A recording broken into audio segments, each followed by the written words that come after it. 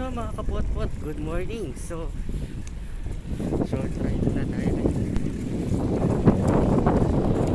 Time check tayo,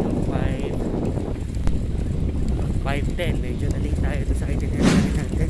Originally, ito po dapat natin malulog po naman tayo.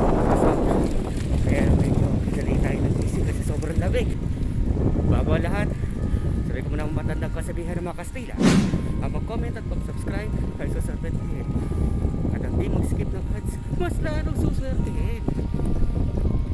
Okay, sige, ride out na tayo. Woo.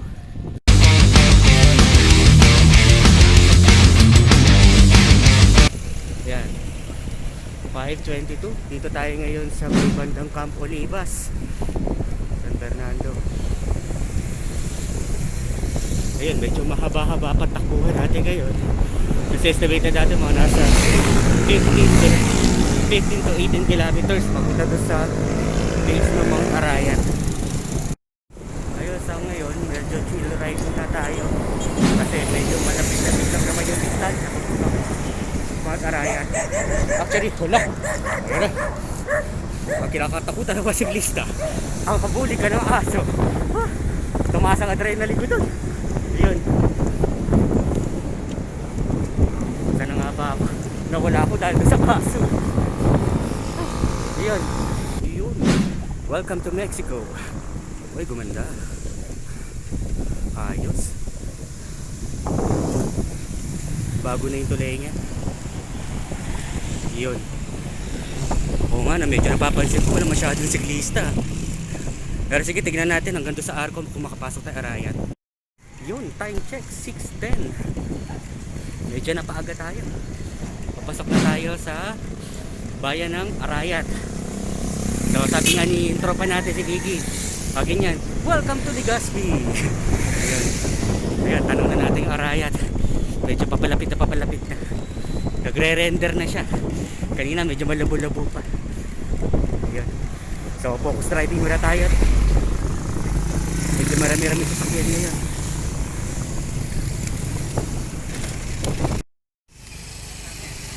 Kitang-kita, walang daya. Malapit na tayo. So dito na tayo, malapit na tayo dito sa base ng Mount Arayat. Bali pahinga muna tayo dito sa malapit sa may para maliit na dike. Tapos sightseeing muna tayo doon bago tayo makit sa taas.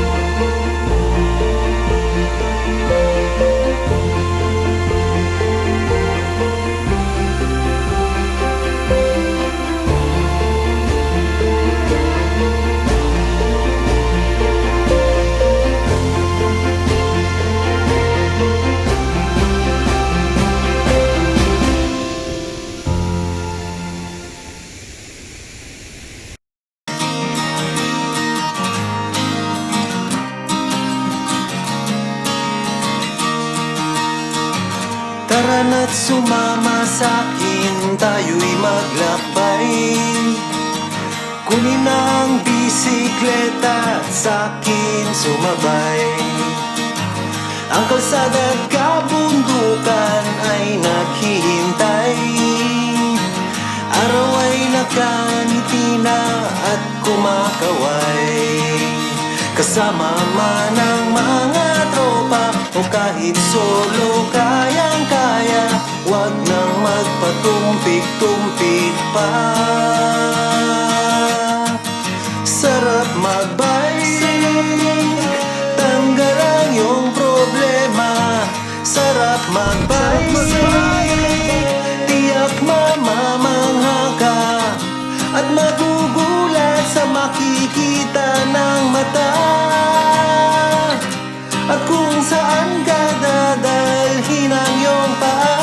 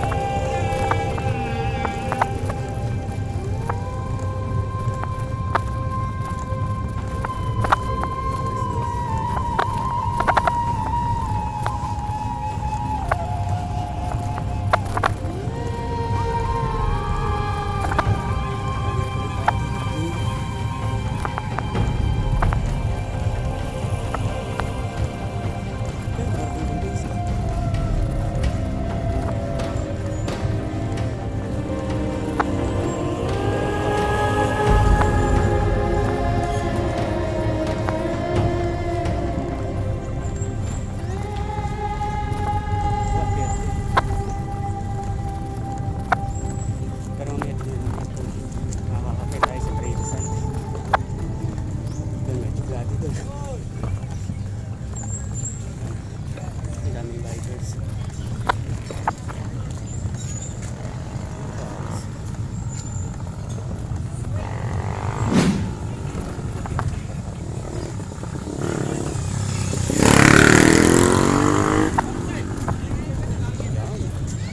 Tapos, pahinga muna tayo dito. Actually, itong inakit natin. Ano pa lang ito? Halos 1/4 pa lang yung oso. Arayan.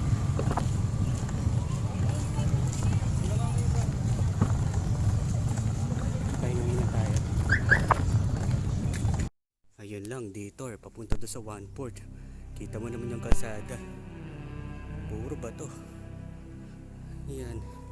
Mukhang di kami makakatawid ni Bochog dito. Pero halos gubat yung area. Ayun, nakita mo na yung tuktok ng Mount Arayat. Yun nga lang, medyo mabato nga lang. Sige, subukan natin makarating pa rin hanggang doon sa dulo. Ito pagkaraso lang yung nagiging. Kasi mga tayo puro batos. Ito sa una natin eh, kasi nung time daw na umulan,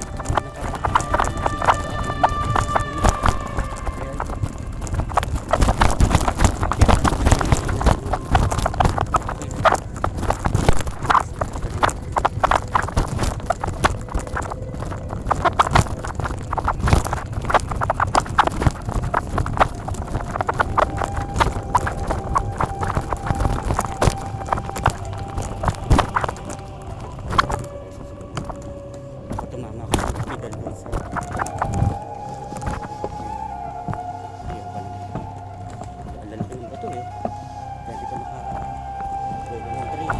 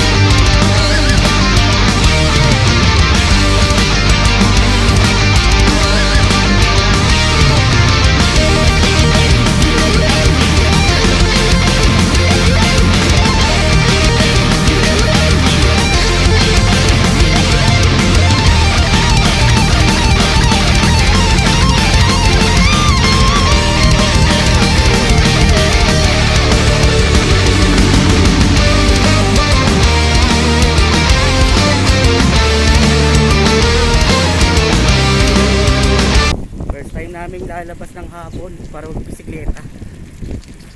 Ito, kasama pala natin ngayon si Boss Mark.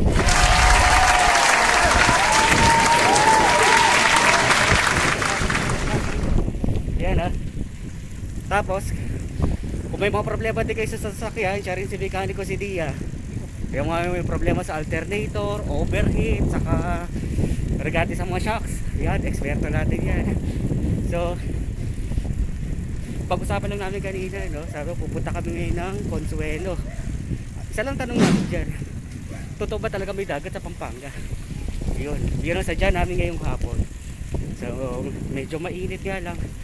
Sige, ride muna tayo. Hingal ba agad? Hindi, anda ba natin makabebe? Makabebe or ano na lang natin mamaya. Tingnan natin sa map kung saan yung papuntang Consuelo. Sa, di ba ang alaw ko dahil sa may control? Di ba sa control ang daan? Tapos yung may gilid na Pampanga River, dire-diretso tayo. makarating tayo ng ano. Tapos may dadaanan ka pa isang bayan doon eh. Pang waste kasi di pa namin masyadong kabisado yung ruta papuntang Consuelo. So anyway, nandito na tayo sa Santol. Left turn tayo, ito papuntang bayan. Tapos ito tinuturo ni Base papuntang Consuelo. So yung church niya. So to sa waste, almost 8 kilometers pa tayo bago tayo makarating sa Consuelo.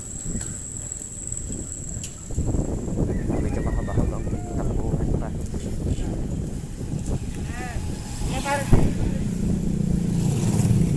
Para kayo ngayon pala tayo yung dumaan dito, no?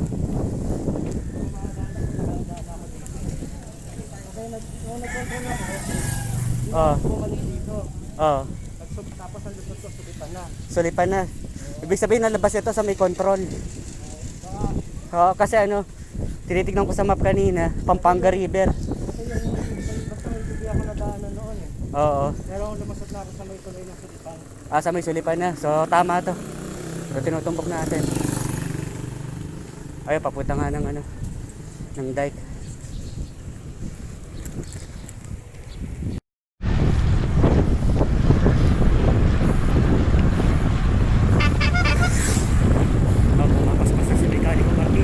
Sarap magbike!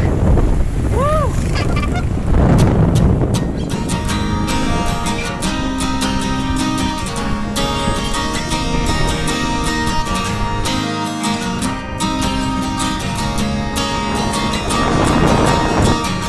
Tara na't sumama sa'kin, tayo'y maglakbay.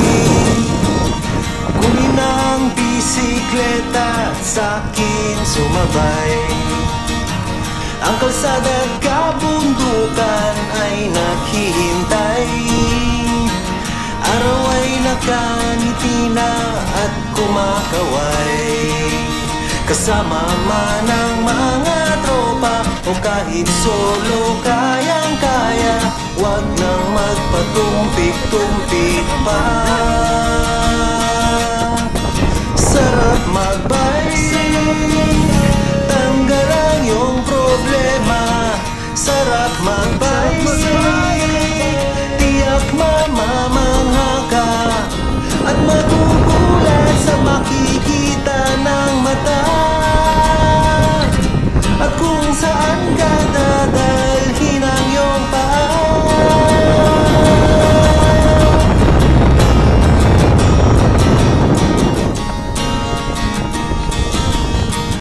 Ayan, yan ang magpapatunay. Totoo nga, may dagat nga sa Pampanga.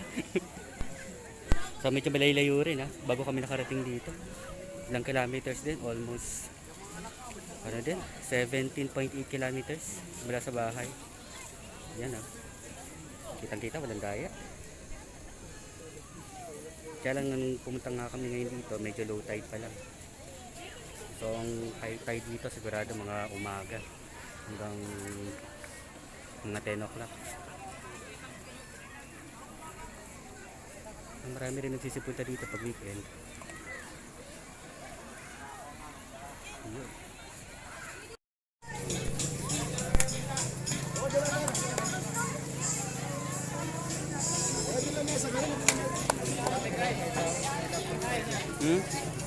Oo nga.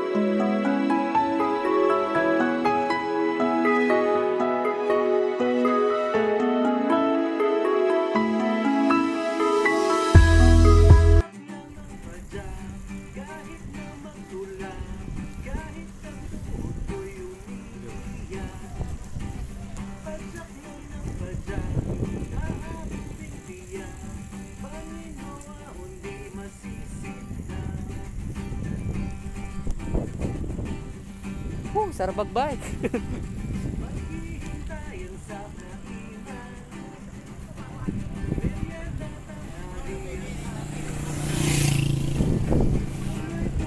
Ano masasabi nyo, Doc Arts, sa ride natin sa Consuelo? Anong may papayo nyo sa mga pupunta dito sa Consuelo at magdadala ng bisikleta?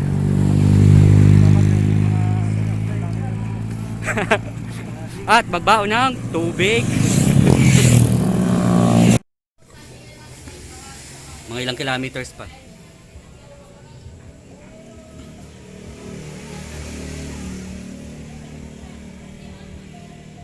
Mga tansya mo, mga bandang alas 8 na tayo darating. Ano oras ba?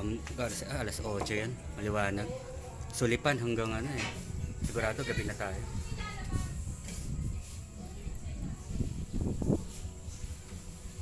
Ganda oh.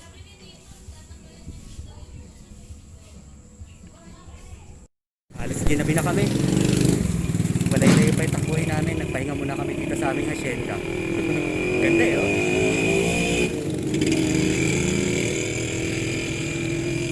Ay, ganda na nga dito. Sarap dito tumambay tapos nagigitara ka. Yun oh.